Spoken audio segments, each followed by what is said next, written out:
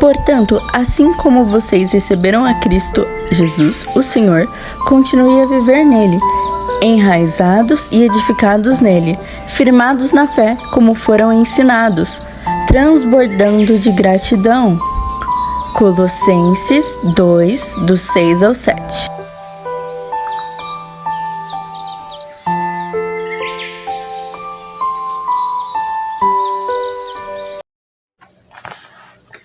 Bom dia! Estamos de volta com as nossas reflexões matinais enraizados em Cristo.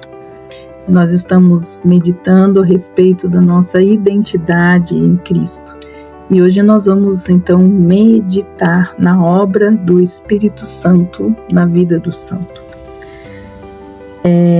Como nós vimos, existe uma perspectiva equivocada a respeito do significado do que é ser santo. E que esse estado indica uma segunda etapa na vida cristã.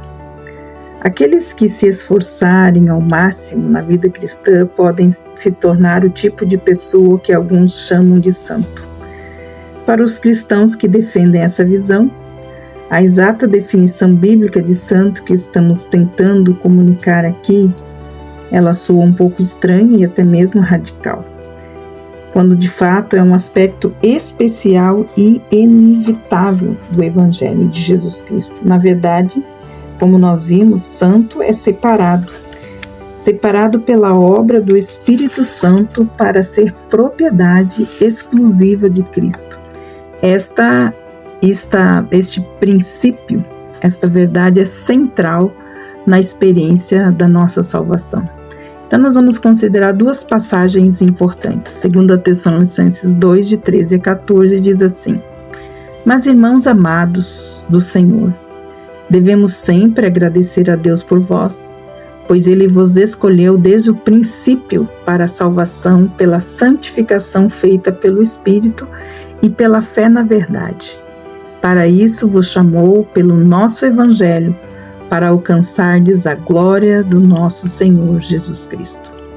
Já 1 Pedro 1, capítulo 1, versículos 1 e 2 diz assim: Pedro, o apóstolo de Jesus Cristo, aos eleitos peregrinos da dispersão no Ponto, na Galácia, na Capadócia, Ásia e Bitínia, eleitos segundo a presciência de Deus Pai, pela santificação do Espírito, para a obediência e a aspersão do sangue de Jesus Cristo. Graça e paz vos sejam multiplicados. Observe que nessas duas passagens, Pedro e Paulo ligam a obra santificadora do Espírito à nossa salvação. Já na Nova Versão Internacional, na 2 Tessalonicenses 2,13, traz o seguinte texto: Deus os escolheu para serem salvos mediante a obra santificadora do Espírito e a fé na verdade.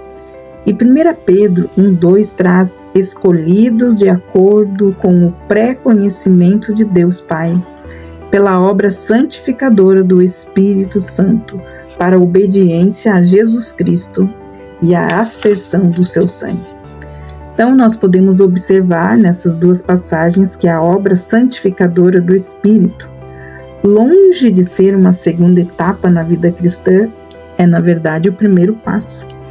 Em razão da obra de separação do Espírito, é que cremos na verdade do Evangelho e confiamos em Cristo como nosso Salvador.